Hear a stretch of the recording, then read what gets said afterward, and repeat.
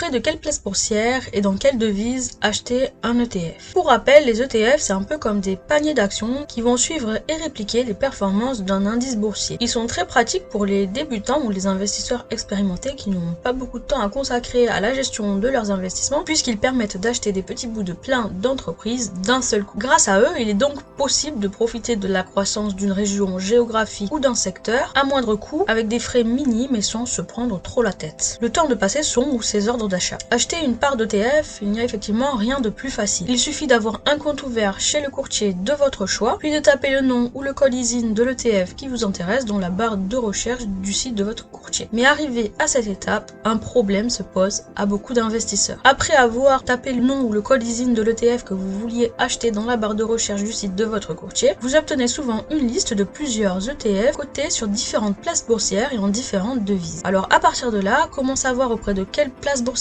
vous devez acheter votre ETF et dans quelle devise? Qu'est-ce que ça change concrètement d'acheter un ETF sur une bourse plutôt qu'une autre, en euros plutôt qu'en dollars ou en francs suisses? C'est à toutes ces questions qu'on va répondre dans cette vidéo. Lorsque vous recherchez un ETF sur le site de votre courtier, il apparaît souvent comme disponible sur différentes places boursières comme Euronext Paris, la bourse allemande, la bourse de Londres ou même le NYSE ou le Nasdaq, les bourses américaines. Alors sans parler pour le moment de la devise, à laquelle on va s'intéresser dans la suite de la vidéo, qu'est-ce que ça va changer pour vous d'acheter votre ETF auprès d'Euronext ou du NYSE par exemple? Alors la toute première chose qui va changer, c'est tout simplement les horaires d'ouverture de la bourse et auxquels vous allez pouvoir passer vos ordres d'achat et de vente. Donc si vous êtes un investisseur européen basé en Europe et que vous avez l'habitude d'investir et de passer vos ordres pendant les horaires de bureau, il vaudra peut-être mieux acheter votre ETF auprès d'une bourse européenne dont les horaires d'ouverture vont davantage vous convenir. Ensuite, la deuxième chose qui va changer, c'est la liquidité. Certaines bourses connaissent des volumes de transactions qui vont être différents pour certains ETF. Les bourses européennes vont généralement offrir une meilleure liquidité pour les produits européens par exemple. Et opter pour une bourse qui offre une bonne liquidité et un volume d'échange correct pour l'ETF qui vous intéresse, c'est important. Pourquoi? Parce que ça va réduire les écarts, les spreads entre les prix d'achat et de vente et donc réduire les coûts d'achat et de vente tout simplement. Et enfin, la troisième chose qui va changer, ce sont les frais de transaction qui vont pouvoir être appliqués par votre courtier pour l'accès à certaines places boursières. Selon votre courtier, les frais vont pouvoir varier d'une place boursière à l'autre et donc il faut vous renseigner et en prendre connaissance avant de décider d'acheter votre ETF auprès d'une place boursière étrangère. Et maintenant, qu'est-ce qu'il en est de la devise? Lorsqu'on a le choix, est-ce qu'il vaut mieux acheter notre ETF en euros, en dollars, en francs suisses? Ça va dépendre de plusieurs facteurs. Le premier facteur à considérer, ça va être le choix de la devise dans laquelle vous envisagez de faire la majorité de vos dépenses une fois que vous serez arrivé à la retraite. Par exemple, si c'est l'euro, il sera toujours préférable d'acheter votre ETF en euros pour éviter des coûts de conversion inutiles et de vous exposer à un risque de change qui pourra vous être défavorable. Le deuxième facteur à considérer, ça va être votre volonté ou votre absence de volonté de diversifier votre portefeuille au niveau des devises. Si vous avez déjà par exemple la majorité de vos investissements